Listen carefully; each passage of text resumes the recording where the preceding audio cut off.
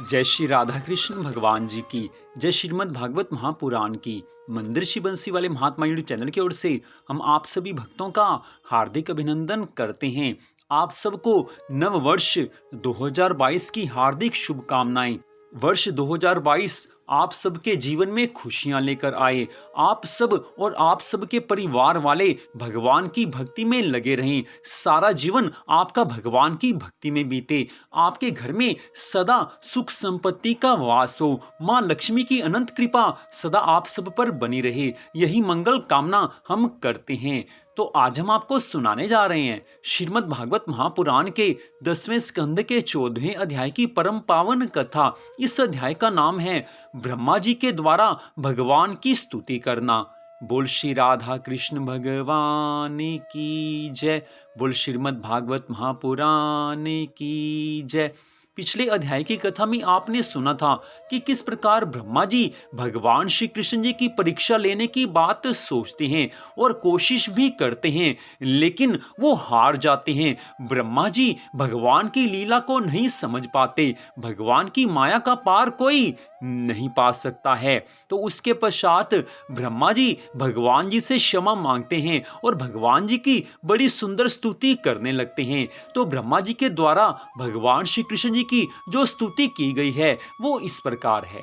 श्री सुखदेव जी महाराज राजा परीक्षित से कहने लगे हैं कि हे राजन, ब्रह्मा जी ने भगवान की बड़ी सुंदर स्तुति की है। ब्रह्मा जी कहने लगे हैं कि हे प्रभु, एकमात्र आप ही स्तुति करने योग्य हैं। मैं आपके चरणों में नमस्कार करता हूँ।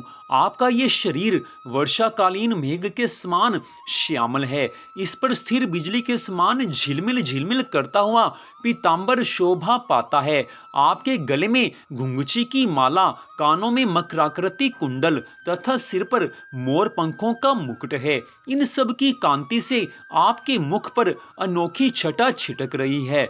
वक्ष स्थल पर लटकती हुई वन माला और नन्ही सी हथेली पर दही भात का कोर, बगल में बेंत और सिंगी तथा कमर की फेंट में आपकी पहचान बताने वाली सुंदर बांसुरी शोभा पा रही है। आपके कमल से सुकोमल परम सुकुमार चरण और यह गोपाल बालक का सुमधुर वेश। मैं और कुछ नहीं जानता, मैं तो बस आपके इन्हीं चरणों पर न्योछावर हूँ। हे स्वयं प्रकाश परमात्मन, आपका ये श्री विग्रह भक्त जनों की लालसा अभिलाषा पूर्ण करने वाला है। यह आपकी चिन्मयी इच्छा का मूर्तिमान स्वरूप मुझ पर आपका साक्षात कृपा प्रसाद है। हे प्रभु, आप तो सदा सब पर कृपा करते आए हैं।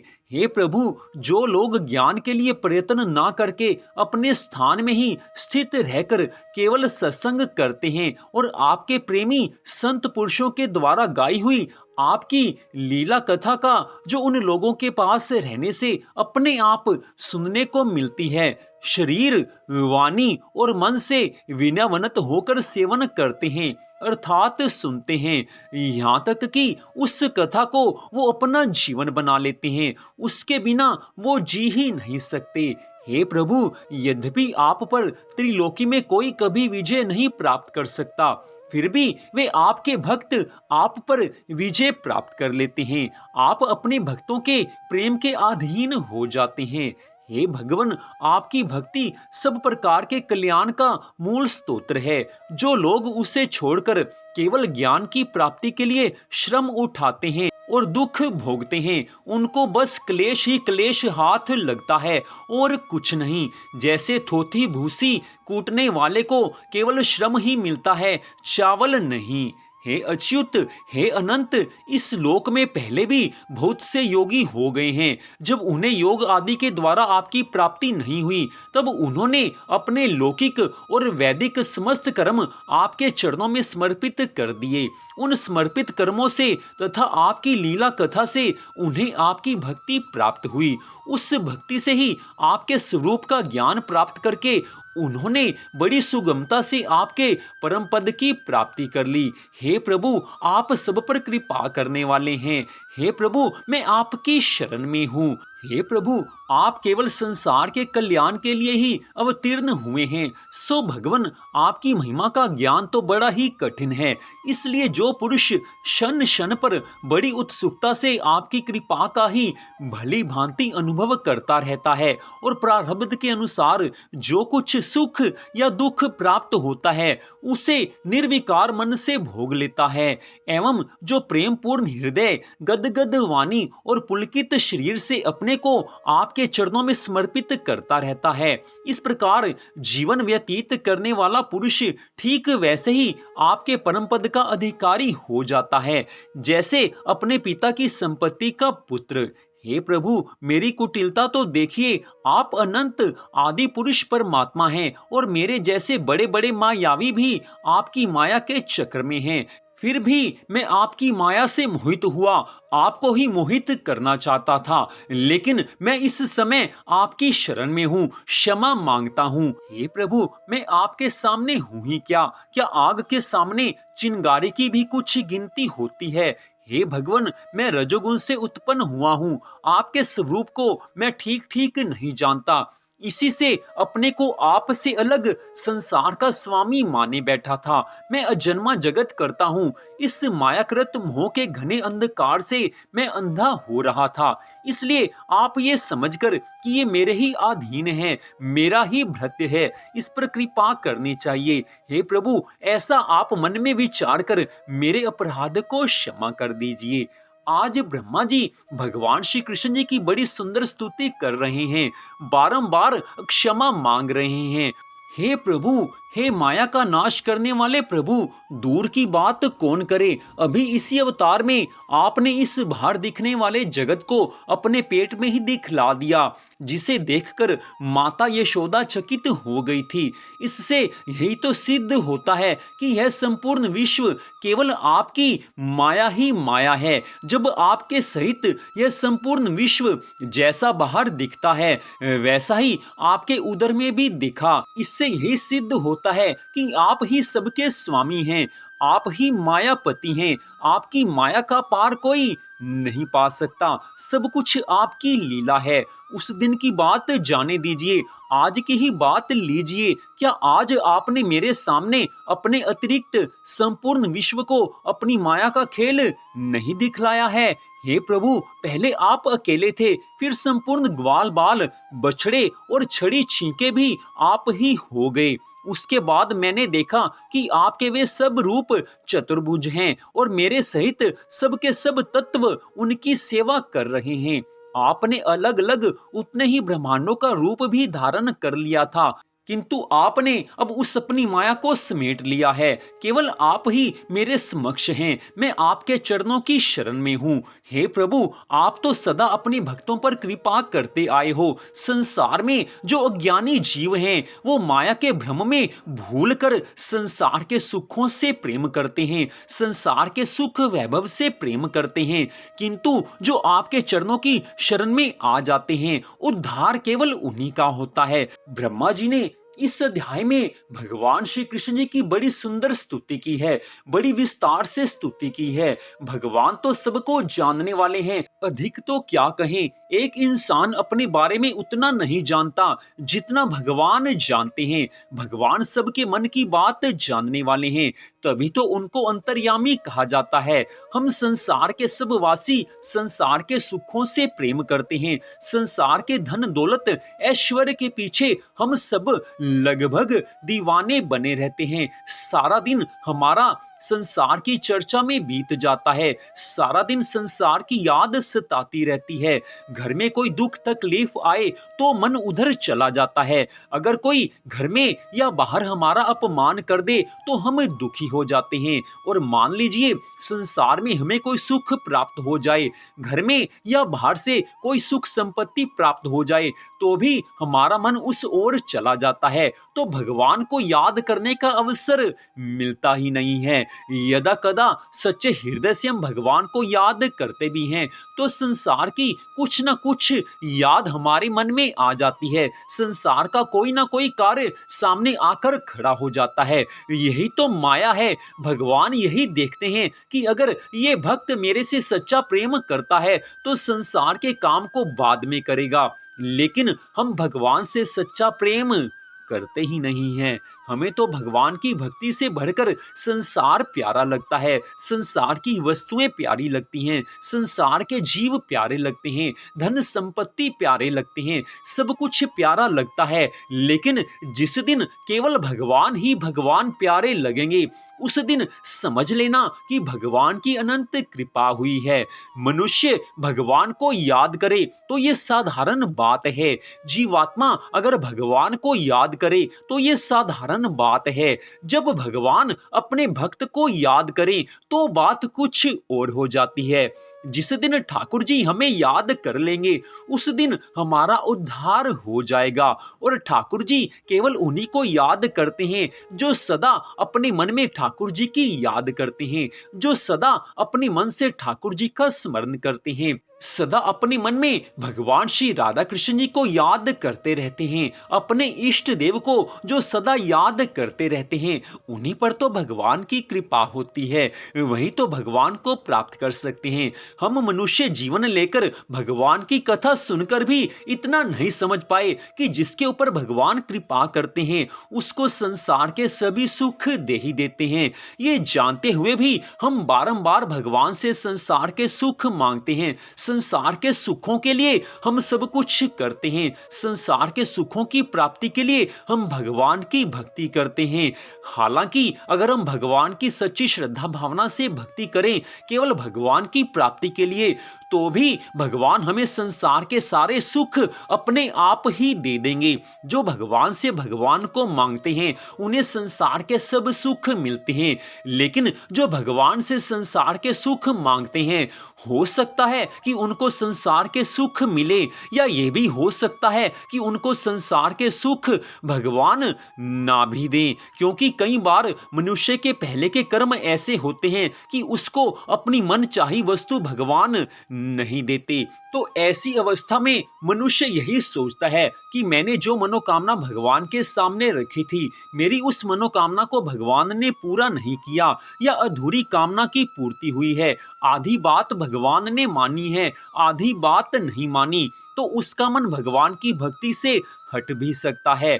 इसलिए यही कहा जाता है कि भगवान की भक्ति केवल भगवान की प्राप्ति के लिए करनी चाहिए। भगवान तो अंतर्यामी है। हमारे जीवन में जो कुछ कमी है, संसार की जो वस्तु हमें चाहिए, भगवान उस बात को समझते हैं, उस बात को जानते हैं। इसलिए केवल भगवान से प्यार होना चाहिए। मन से संसार की सारी कामनाओं को एक बार बाहर निकाल करके तो देखिए कि भक्ति में कितना आनंद आएगा। जिस क्षण भक्ति में आनंद आएगा उसी क्षण भगवान की कृपा प्रकट हो जाएगी। और जब भगवान की कृपा प्रकट होती है तो संसार के सारे सुख अपने आप भगवान अपने भक्तों को दे देते हैं। संसार के सारे सुख भगवान के भक्तों के पीछे भागने लगते हैं। लेकिन शर्त एक ही है कि केवल भगवान की भक्ति के लिए भगवान की भक्ति की जाए, भगवान के प्रेम की प्राप्ति के लिए भगवान की भक्ति की जाए। जब तक संसार के सुखों के लिए भगवान की भक्ति हो रही है तब तक समझ लेना कि भगवान की भक्ति की बात हमें पूरी तरह से समझ में नहीं आई है। ये बात भी सत्य है कि भगवान की भक्ति जैसे भी करें करनी चाहिए, चाहे संसार की मनोकामना की पूर्ति के लिए, किसी इच्छाओं की पूर्ति के लिए। हमारे मन में कोई इच्छा है, अगर इच्छा को रखकर भी हम भगवान की भक्ति करते हैं, भगवान से कुछ मांगते हैं, भगवान की कथा सुनते हैं और भगवान से कुछ मांगते हैं तो भी कुछ गलत बात नहीं है। लेकिन अच्छी बात तो यही होगी कि बिना किसी इच्छा के भगवान की भक्ति की जाए, बिना किसी सांसारिक कामना के भगवान की भक्ति की जाए। लेकिन ध्यान आप ये रखें कि अगर आप भगवान से कुछ नहीं मांगते तो भी संसार का हर सुख भगवान आपको अवश्य देंगे ही देंगे। जो भक्त भगवान से कुछ मांगते हैं भगवान उनको भी देते हैं, तो जो भक्त भगवान से कुछ इच्छा रखते ही नहीं हैं उनको तो भगवान अवश्य सब कुछ देंगे ही देंगे।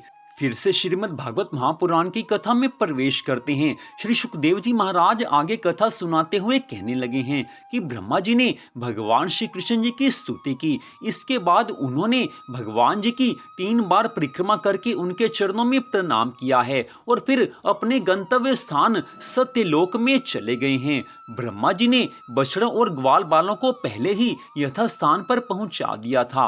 भगवान श्री कृष्ण जी ने ब्रह्मा जी को विदा कर दिया और बछड़ों को लेकर यमुना जी के पुलिन पर आए हैं, जहां वे अपने सखा ग्वाल बालों को पहले छोड़ गए थे।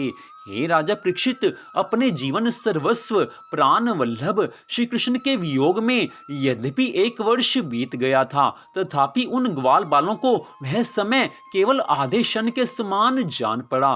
क्यों ना हो वे भगवान की विश्व मोहिनी योग माया से मोहित जो हो गए थे।